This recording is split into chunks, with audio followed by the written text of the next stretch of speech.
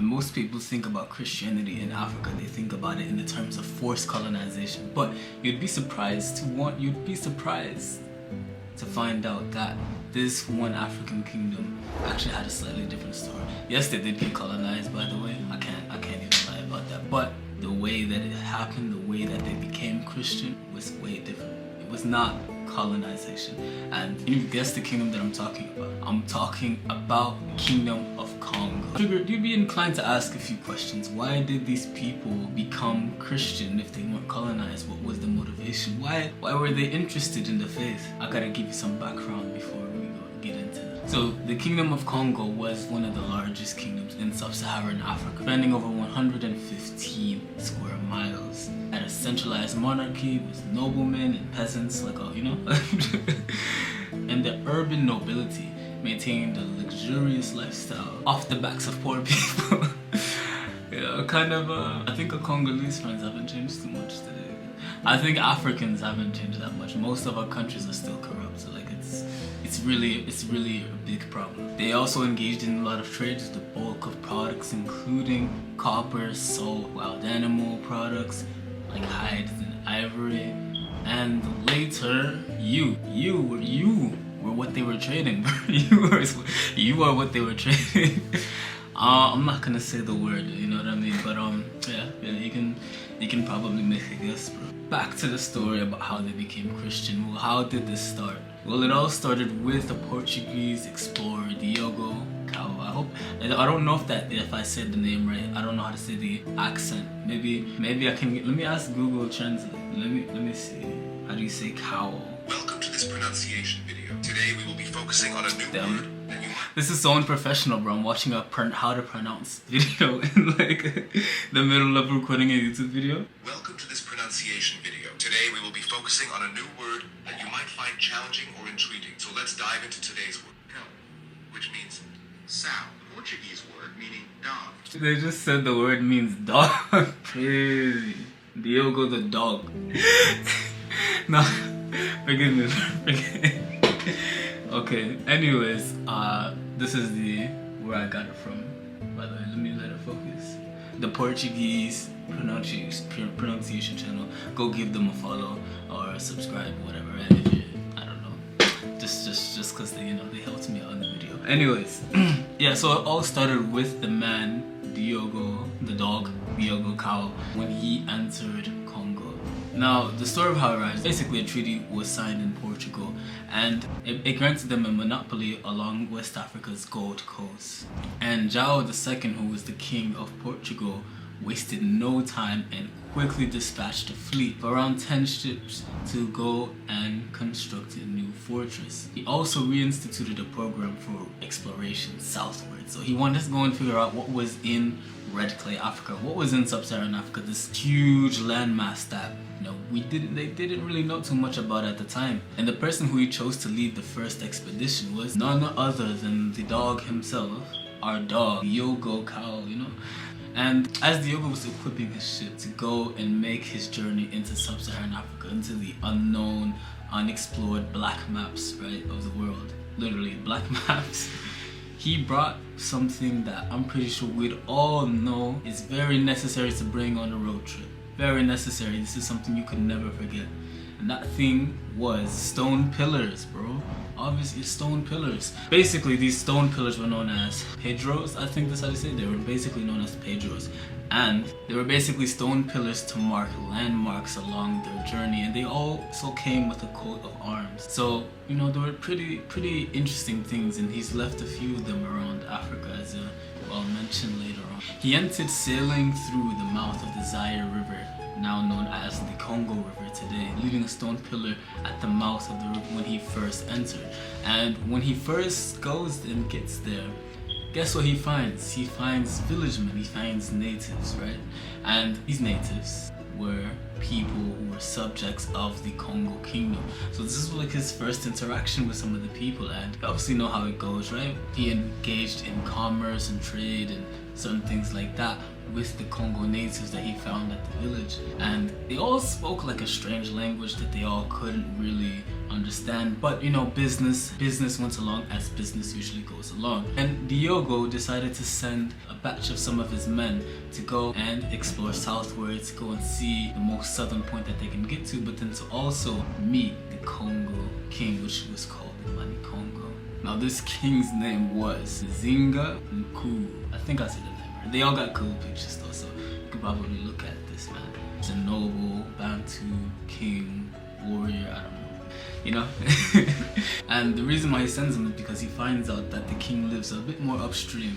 And one of the biggest reasons for exploration as well towards the southwards place, towards the southward areas of Africa, was because they wanted to find Africa's southernmost cape, which has never been reached. But we also have maps from ancient historians that kind of get it right, you know, like these are very, very, very smart, intelligent, intellectual people. They obviously would know that Africa looked like this. As he waited for his men to go and find the Mani Kongo, he proceeded south along the coast all the way down to Angola. So this man made some pretty good progress in decent areas. He's also erected a few more extra stone pillars around Santa Maria. But however, Kao had to wait for his men to come back, and after months and months and months and months and months and months and months, they did not come. They were like, they were nowhere to be found. And he grew very greatly impatient, and so he ended up just dipping. He left them, but he didn't just leave them. When he left, he took something with him. And can you guess what that was? It was some of the own Kongo natives that used to come to his ship every single day for trade and commerce and conversation. But I don't know, what would you even talk to like a Kongo native about if you're from Portugal? Yeah, like I don't know, what would they talk about, you know? Oh, like it's there's a lot of mosquitoes, you know, like I don't know. He ended up taking hostage. Yeah, he kidnapped them. He took hostage a few of the Kongo natives, one of them even being a noble, and he went back to Portugal. And he left his men in Congo. Like, can you believe that? How can you just leave your friends like that? Obviously, he probably was running out of like food and supplies or whatever. And you know, time was ticking, and you know, these explorations, these expeditions, they're all sponsored by King. So you do need, you do kind of need to like report back, and you know what I mean. You can't just disappear or whatever. So on the other hand, I guess I can kind of understand that, but it's just like ugly. You gotta be better. You gotta be better, bro. Anyways, our dog, the dog, remember the dog, Diogo, he comes back to Portugal, and when he makes it back to Portugal, he's actually greeted very, very nicely, very, very handsomely. He gets recognition by the king. He's greeted with great enthusiasm, and he was even knighted and awarded hence for his achievements like this. Can you believe that? You know, all this man did was kind of sail across, and obviously he discovered some new land, some new areas, so he's helped shape the map. But this is all gonna take a very bad turn very soon, and I'm gonna tell you, you're gonna find out why. One of the reasons why he was greeted with so much great enthusiasm is that the king believed that the southernmost cape of Africa was very, very close, and he wasn't wrong. It's only like a few more like kilometers away. He was only like a few thousand or hundreds of kilometers away, but you know, F it, we're close to our goal, at least we think we are. But he's gonna be disappointed pretty soon once he finds out that probably wasn't as close as he thought he was. I mean, even after his trip, European maps, or Portuguese maps depicting Africa, would actually show Africa to go sharply eastwards after the most southern points that Diogo reached. And classical geographers already had their theories about how far the most southern cape of Africa actually went. And the thing is, they were kind of wrong, you know, F it, we're Europeans, we're right about everything, right? No, I'm joking. But, you know, you can kind of see that this was a really big desire for them. This is something that meant a lot to them because of trade routes. They wanted to find more trade routes. Specifically, they were interested in trying to find a way around the southern part of Africa, all the way to the Indies, which India, not American Indies, but like India. They wanted to find that. It's very interesting because I think around this time, the same king of Portugal had actually just rejected Columbus's like propositions to go to Portugal. And I haven't actually read this, but what I actually think the reason is because he was so focused on finding a southern route all the way around Africa towards the Indies. Well, Columbus, he thought about just going to the west as much as possible until you just reach the Indies. That's so interesting how you have like one people, like, you know, like obviously like Columbus ended up getting sponsored or whatever by the Spanish, but it's so interesting that you know, like around this time you got people finding all these new different lands, and one of these people, they go and discover a whole new continent. This other person, they find like the most southern point, the known continent, right? It's places that they've never really been to before, and they're really trying their best to go and explore. And that's so interesting, you know. It really makes you think, like, what are you doing with your life, bro? Like, these people were sailing, discovering the world, that, you know, that adding to like man's knowledge of the known world. I'm 20, I still live in my parents' house. Yeah, I gotta step it up, you know. I just make YouTube videos. No, I'm joking. I'm not gonna doubt myself like that, you know. I will accomplish something soon, bro. Anyways, the king was very anxious to go back and go re-explore and to find out and try to go even deeper into southern regions of Africa, to go and find the more southern regions, to go and actually find the most southern region. They were on this, like they were on that, like they were not playing around. And so after 3 years, Diogo was sent back. Diogo went on a second expedition. And you know about those 4 hostages, or not 4, but the few hostages that he took? They've changed, they switched, bro. They started speaking Portuguese, they were Christian, they were not Congolese anymore, bro. They were Portuguese now. But yeah, like they basically had learned the Portuguese language and were taught Christian church in Portugal and whatever. And there's even like a cool picture of like when Diogo goes back to Congo and meets with the king of Congo, and you can see like the picture. You can see. Now coming back to Congo with people who draw maps. I don't know what the name is, but geographers and his captives and his crew, they were ready for a second expedition. When they returned, they were basically met with very disappointing news, because you remember those friends that he left back there in Congo for those 3 years? He met with them when he first entered the kingdom through the mouth of the Congo River, and they fumbled, they fumbled bad. They didn't discover as much as they was hoped, basically what from my understanding is that they thought that the embassy that he left in Congo would have discovered the most southern points of Africa. He came back to Congo. It became very clear that it just wasn't the case. They were just sitting around chilling, you know, like not really, didn't care, you know? I'm joking. And despite the earlier optimism, it's curtains, bro. It's curtains for that man. Now here's the thing. They tried to not fumble the bag. They tried to recover it by going and exploring the most that they could. And obviously, one of the things that they didn't realize is that one of the interesting things about their journey is that the further south they went, the more dry and arid the land became. And it's not really kind of relevant, but it kind of tells you about how it kind of gave them some sort of perspective of how big the continent of Africa actually was, because you first enter it from the north and you have the Sahara, you have the dry desert, you have Egypt, the pyramids, you know, Berber people, and then you go to like the green parts, and everybody's black, and everybody's black and very different from what you're used to. And then you go even further south, and it's desert again. But as they kept on traveling south, they were running out of supplies, and they eventually had to go back home, because you know you can't go hungry in a desert. You know, like I live in one, so I know how it is. You know. Anyways, though, after that disappointing journey, that shameful journey, they had to go back. They still had to go and meet with the king of Congo, the Mani Congo himself. And so it was a very weird situation, to say the least.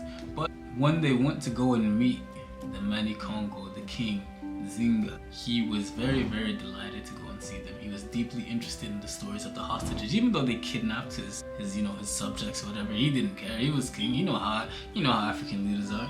He didn't care. He did want to hear about their stories, and he loved Portuguese so much that he wanted to make Kingdom of Congo Africa's Portugal. So he requested bishops to come and teach the religion of Christianity. He asked for basically, you know, like the whole Portuguese like package, bro. Like he wanted people to come there to start teaching people how to become literate, teach them more advanced or different ways of agriculture. And teach people how to break bread, other things like that. And to be honest, I can't lie, like it doesn't really sound like a bad idea, right? But only God knows. Only, you know, if only you knew how, you know, things would go from there once the Portuguese got a little bit too greedy when it came to trade. But that's far distantly in the future, so we won't really focus on that. But anyway, after this meetup and meeting up with the really enthusiastic Congolese king, Diogo had to go and travel back. And from this point, the story seems to be less and less clear. After the disappointing, shameful results of the second boy, the king of Portugal was obviously let down a bit. You know, united this man, gave him a pension, and thought that all this accomplishment and discovery was at the brim, and not quite yet. I mean, I know you would be pissed, you know, if I would probably be pissed. But for some reason, he disappears from the records of history. They say that he might have died on his way to Lisbon, which is, you know, I think on his way back to Portugal once he got there. But another less flattering theory also suggests that he might have been imprisoned once he came back home. So yeah, you know, things weren't really that great for our friend Diogo. Another group was sent by the King of Congo to go to Portugal and to learn more about the whole Portuguese culture, faith, and then also especially about Christianity. Now, this king is actually pretty funny. Like, he's actually, I don't know whether to say if this is based or not. It is, but like it isn't. But basically, after this expedition, they started to mingle, and influences on Congo from the Portuguese started to become more long-term, peaceful, and very influential. The king actually got baptized his nobility, and the weird thing, he's also like against, and this is not the thing that I'm saying was based on. He refused to baptize women for some reason, but he was eventually won over and convinced by his wife to start baptizing women, who she herself ended up being baptized as well. Thing is, the influences were so strong, so much so that both the king and the queen ended up changing their name. Zinga, the king, ended up adopting the name of João, the king of Portugal, and queen, she ended up adopting the name Queen Leonor, which very weird to see. It's very weird, but like interesting to see like how much this guy like really like admired or like liked, you know. But the king would eventually end up leaving Christianity for the reason, like, okay, if you had to guess, why would this foreign man, this king who kind of doesn't really treat his citizens that greatly, why would he leave Christianity? It's because of women. Because he couldn't have multiple wives. That's why he ended up leaving the Christian church. That's kind of, you know, that's actually very funny to me. I'm not gonna even lie to you. It's like, and that's what I was talking about. It's like kind of based, because it's like, you know, I mean, say what you want, but you know what I mean. It's not. It isn't, because you know I'm Christian too, so like I can't really. One woman really should be enough, but it's like it's hilarious. I can't even lie to you. Anyways, it ended up having to be his son Alfonso who would carry on the Christian legacy in the Kingdom of Congo after his dad so cowardly left the Christian faith